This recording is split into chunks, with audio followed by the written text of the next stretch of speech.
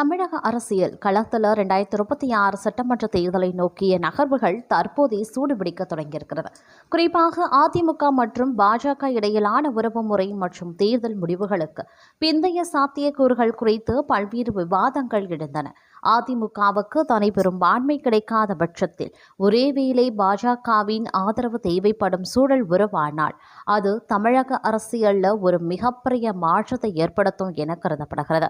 அத்தகைய இக்கட்டான நிலையில் பாஜக மேலிடம் தனது செல்வாக்கை பயன்படுத்தி ஆட்சி அதிகாரத்தில் பங்கையோ அல்லது முதல்வர் நாற்காலியையோ குறிவைக்க கூடும் என்ற பேச்சுக்கள் அரசியல் வட்டாரத்தில் பலமாக அடிபடுகின்றன.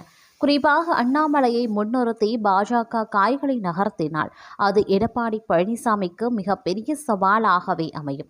தேர்தல் முடிவுகளில் அதிமுகவுக்கு இழுபறி நிலை ஏற்பட்டு ஆட்சி அமைக்க போதுமான இடங்கள் இல்லாத சூழலில் பாஜகவின் ஆதரவை பெற வேண்டிய கட்டாயம் ஏற்பட்டால் அண்ணாமலைக்கு முதல்வர் பதவியோ அல்லது துணை முதல்வர் பதவியோ வழங்கப்பட வேண்டும் என்ற நிபந்தனையை பாஜக முன்வைக்க வாய்ப்புள்ளது.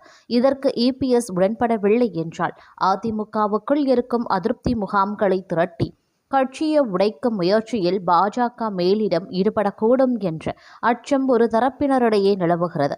கடந்த காலங்களில் சில மாநிலங்களில் பாஜக இத்தகைய வியூகங்களை கையாண்டுள்ளதால் தமிழகத்திலையும் அத்தகையதொரு ஆபரேஷன் நடத்தப்படுமா என்பது பெரும் கேள்வியாகவே உருவெடுத்திருக்கிறது. தேர்தலுக்கு பிந்தைய துரோகங்கள் என்பது அரசியலில் புதிய விஷயமல்ல என்றாலும் அதிமுகவின் உட்கட்சி விவகாரங்கள் வெளி சக்திகளின் தலையீடு அதிகரித்தால் அது கட்சிக்குள்ளேயே பிளவுகளை உருவாக்கும். எடப்பாடி பழனிசாமி தனது பிடியை இறுக்கமாக வைத்திருந்தாலும் அதிகார பகிர்வு என்று வரும்போது மூத்த நிர்வாகிகளிடையே கருத்து வேறுபாடுகள் ஏற்பட வாய்ப்புகள் உள்ளது. இதனை பயன்படுத்தி பாஜக மேலிடம் அதிமுகவை ஒரு கட்டுப்பாட்டுக்குள் கொண்டு வர முயன்றால் அது இபிஎஸ்ஸின் தலைமைக்கு விடப்படும் நேரடி சவாலாகும். அதனால் அண்ணாமலையின் வளர்ச்சியை ஒரு பக்கம் கவனித்துக் கொண்டே மறுபக்கம் தனது கோட்டையை பாதுகாத்துக் கொள்ள வேண்டிய நெருக்கடி அதிமுகவுக்கு உள்ளது. இந்த சூழலில் அதிமுக மிகவும் சுதாரிக்க வேண்டிய தருணம் இதுவென்று அரசியல் விமர்சகர்கள் கருதுகின்றனர். கூட்டணியில் யார் இருந்தாலும் இல்லாவிட்டாலும் தனித்திருந்து பெரும்பான்மையை நிரூபிக்கும் அளவுக்கு பலத்தை பெருக்கிக் கொள்வது மட்டுமே இத்தகைய ஆபத்துகளில் இருந்து தப்பிக்க ஒரே வழி. ஒருவேளை தேர்தல் முடிவுகள் தொங்கு சட்டசபையை உருவாக்கினால் பாஜகவின் நிபந்தனைகளுக்கு அடிபணிய வேண்டிய சூழல் ஏற்படும். அது அண்ணாமலையை முதல்வர் நாற்காலியில் அமர்த்தும் முயற்சியாக கூட மாறலாம்.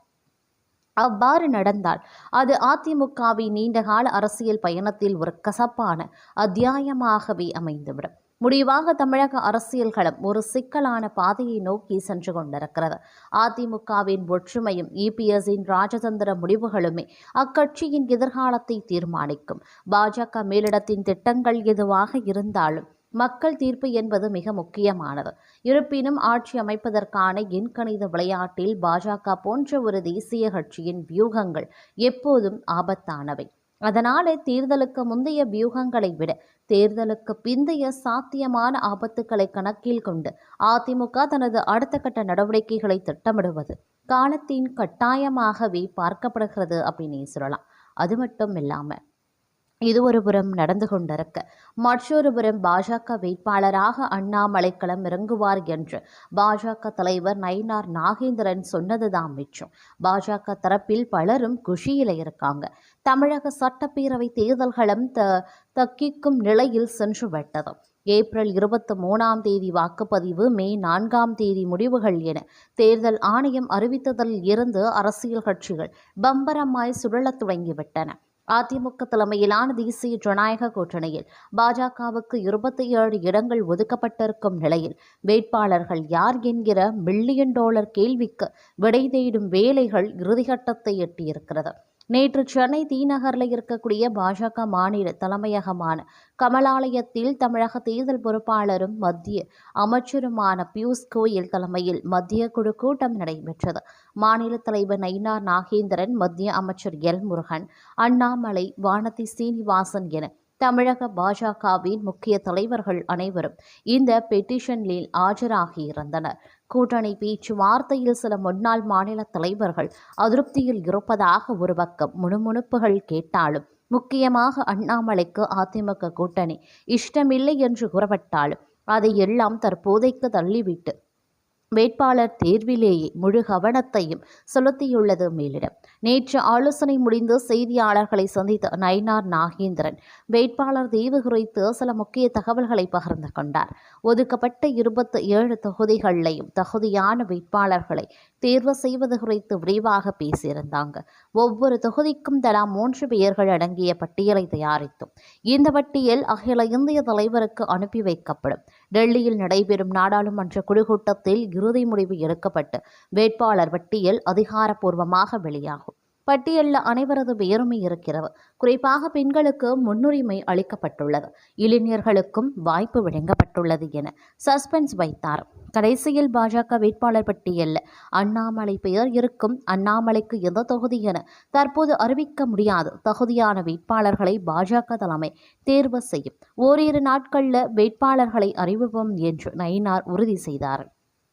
தேர்தல் களத்தில் போட்டியிட தயக்கம் காட்டி வரும் அண்ணாமலையை சம்மதிக்க வைக்கும் அசைன்மெண்ட் பியூஷ் கோயலிடம் ஒப்படைக்கப்பட்டுள்ளதாக தெரிகிறது. டெல்லி அரசியலில் கிரைசிஸ் மேனேஜர் என்று பெயரெடுத்த பியூஷ் கோயல் எப்பேற்பட்ட பிடிவாதம் உள்ளவர்களையும் தனது சாதுரியமான பேச்சாளர் சரிகட்டி விடக்கூடியவர். நேற்றைய ஆலோசனையின் போது அவசரமாக புதுச்சேரியில் இறந்த அண்ணாமலையை சென்னைக்கு ஹெலிகாப்டரில் வரவழைத்தார். அண்ணாமலையிடம் அவர் தனியாக பேசியதாகவும் தமிழகத்தில் கட்சி வலுவாக இருப்பதை காட்ட அண்ணாமலை போன்ற ஆளுமைகள் களமிறங்குவது அவசியம் என அவர் வலியுறுத்தியதாகவும் கூறப்படுகிறது. பியூஷ் கோயலின் இந்த கன்வீனன்சிங் பாலிசி பலன் அளித்தால் கடைசி நேரத்தில் அண்ணாமலையின் மனநிலை மாறி அவர் தேர்தல் களத்தில் வேட்பாளராக குதிப்பதற்கும் அதிக வாய்ப்புகள் உள்ளதாக கமலாலய வட்டாரங்கள் கிசுகிசுக்கவும் செய்கின்றன. அதே நேரம் மற்றொரு புறம் பார்க்கும் பொழுது திமுக மற்றும் அதிமுக கேம் சேஞ்சராக போடக்கூடிய 5 வாக்குறுதிகள் அப்படிங்கிறது மக்களை வியப்படைய செய்திருக்கிறது. தமிழக சட்டப்பேரவை தேர்தல்களும் தகித்து கொண்டிருக்கக்கூடிய நிலையில் திராவிட மாடல் ஆட்சியை தொடர துடைக்கும் திமுக ஒருபுறம், இழந்த செல்வாக்கை மீட்டெடுக்க துடைக்கும் அதிமுக மறுபுறம் என ரணகலமாக இருக்கிறது. பெண் வாக்காளர்களை கவர 2 தரப்பிலேயுமே அதிரடி அறிவிப்புகள். ஏற்கனவே கலைஞர் மகளிர் உரிமை தொகையாக ரூபாய் 1000 வழங்கி வரும் திமுக அதை அப்படியே இரட்டிப்பாக்கி 2000 உயர்த்துவோம் என அறிவித்தாங்க. அது மட்டுமில்லாம வீட்டு உபயோக பொருட்களை வாங்க ரூபாய் 8000 மதிப்பிலான கூப்பன்கள் வழங்கப்படும் என ஸ்டாலின் ஸ்கோர் செய்கிறார். இதற்கு போட்டியாக எடப்பாடியார் தரப்பில் குலவிளக்கு திட்டத்தின் கீழ் 2000 மானியம் மற்றும் ரேஷன் கார்டு வைத்துள்ள அனைவருக்கும் இலவச பிரிட்ஜ் வழங்கப்படும் என ஜெயலலிதா பாணியில் அதிரடி காட்டியுள்ளார். இல்லத்தரசிகளின் ஓட்டு யாருக்கு என்பதில் இப்போதே பட்டிமன்றம் ஆரம்பமாகிவிட்டது. கல்வித்துறை என்று பார்த்தால் இளம் தலைமுறையினரை கவர கட்சிகளுமே ஆர்வமாக உள்ளன. 35 லட்சம் மாணவர்களுக்கு இலவச லேப்டாப் வழங்கப்படும் என திமுக வாக்குறுதி அளித்தது. அதிமுகவோ அரசு மற்றும் அரசு உதவி பெறும் கல்லூரி மாணவர்களுக்கு லேப்டாப் தரப்படும் என தனது பழைய திட்டத்தை மீண்டும் கையில் எடுத்திருக்கிறார். உயர்கல்வி மாணவர்களின் ஓட்டுக்கள் இந்த லேப்டாப் மேஜிக்கில் விழுமா என்பதை பொறுத்திருந்துதான் பார்க்க வேண்டும்.